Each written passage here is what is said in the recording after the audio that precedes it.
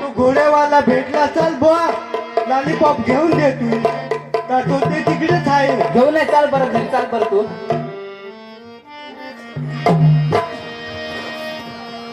सांगा बरं हा किती महिन्याचा असेल. आता तुम्हाला सांगला